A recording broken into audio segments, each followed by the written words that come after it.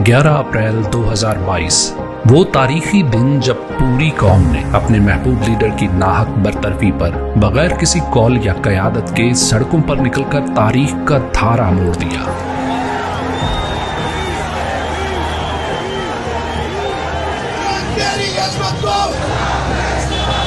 कौन बचाएगा पाकिस्तान?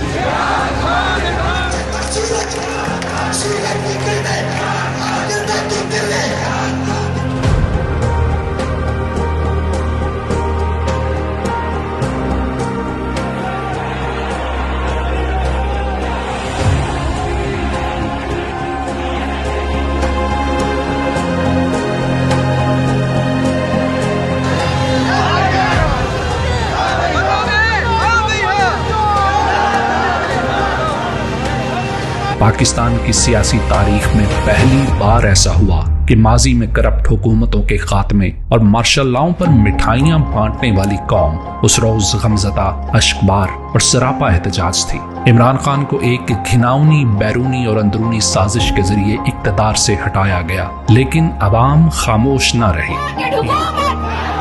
ये जाली हुकूमत, चोरों की हुकूमत, लुटेरों की हुकूमत, गद्दारों की हुकूमत।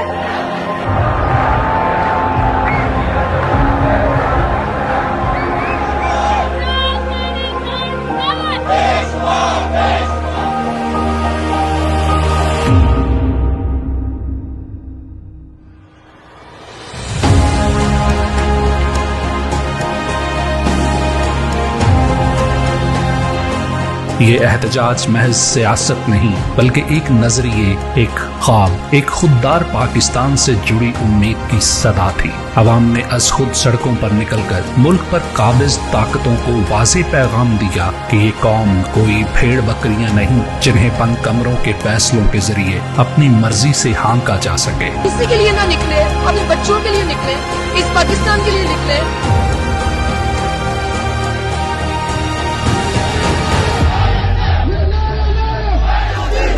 चलेंगे, निजाम चलेंगे, निजाम चलेंगे।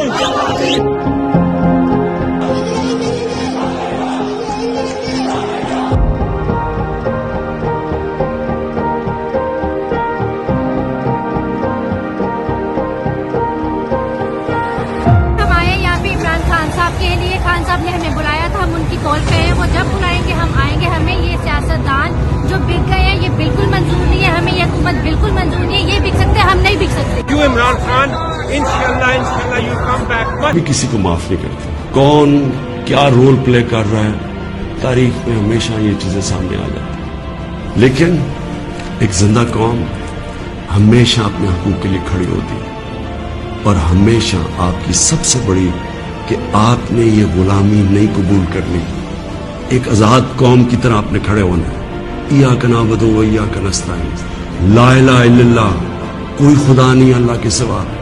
ये नारों पे पाकिस्तान बना था, इसके लिए कुर्बानियां दी थी लोगों ने। मैं आपके साथ पूरी स्ट्रगल करूंगा। मैं किसी सूरत तस्लीम नहीं करूंगा कि किसी किस्म की इंपोर्टेड गवर्नमेंट इस मुल्क के ऊपर मसले